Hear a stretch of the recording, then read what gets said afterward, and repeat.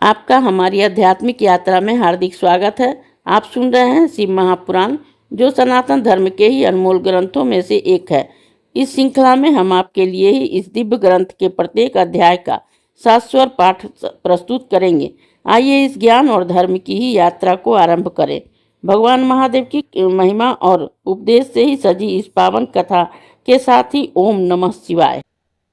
17वां अध्याय शिव अद्वैतवाद सहित सृष्टि क्रम वर्णन।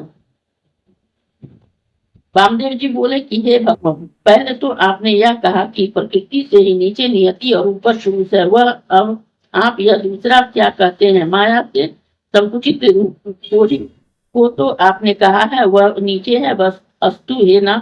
मेरा यह संशय दूर कीजिए। अतंत जी बोले कि हे मुने, यह द्वैत शैववाद में ही किसी प्रकार भी द्वैत का ही समावेश नहीं है। यह ईश्वर अविनाशी है। इस प्रकार वह एक ही शिव सच्चिदानंद रूप वाले और ब्रह्मा है, जिन्हें सर्वज्ञ सबका कर्ता और त्रिदेव का ही उत्पादक कहा जाता है। शिव जी ही अपनी माया इच्छा से ही समुचित रूप से ही समान पुरुष हो गए हैं, जिन्हें पांचों कलाएं हैं। जो भोगता है वही पुरुष है, प्रकृति से गुणों को भोगता है वही समिष्टि और वही चित्त प्रकृति दत्त है। सत्यवादी भेद से ही प्रकृति के गुणों से ही बुद्धि और बुद्धि से ही तीन प्रकार का अहंकार उत्पन्न हुआ है। जिससे तेज और उससे भी मन, बुद्धि तथा इंद्रियों की उत्पत्ति हुई है। मन का ही रूप संकल्प विकल्पात्मक है। इस प्रकार बुद्धि, इंद्रिय, कान, त्वक, जीवा, नासिका, शब्द, रूप, स्पर्श, रस, गंध, प्रवृत्ति और बुद्धि तथा इंद्रियों में स्रोत का क्रम कहा गया है।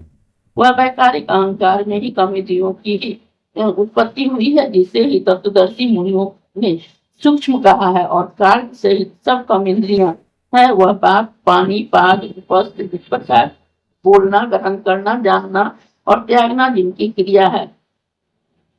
फिर उनकी तन्मात्राएं हुई, जिनके शब्दादि रूप से ही और जिनके आकाश, अग्नि, जल और पृथ्वी की उत्पत्ति हुई है, जो पंच महाभूत कहलाए हैं, तथा आकाश, वहन, पाचन, वेग और धारा इसके व्यापार हुए। तो जी बोले कि जब वेदांत इस प्रकार का वचन स्कंद जी ने कहा, तो ऋषि वामदेव जी नम्र हो बार बार पृथ्वी पर गिरकर उनको दंडवत करने लगे, क्योंकि उनके चरणारविंद में ही विहरते हुए उन्हें परम तत्व की प्राप्ति हो गई। इस अध्याय के श्रवण हेतु आपका हृदय से धन्यवाद। हम आशा करते हैं कि शिव महापुराण की यह दिव्य कथा आपको आध्यात्मिक शांति और गहन ज्ञान प्रदान कर रही होगी। कृपया अगले अध्याय के लिए हमारे साथ जुड़े रहें और अपने सुझाव एवं भावनाएं कमेंट के माध्यम से अवश्य साझा करें। धर्म, भक्ति और ज्ञान की इस पावन यात्रा में आपका साथ हमारे लिए अत्यंत मूल्यवान है।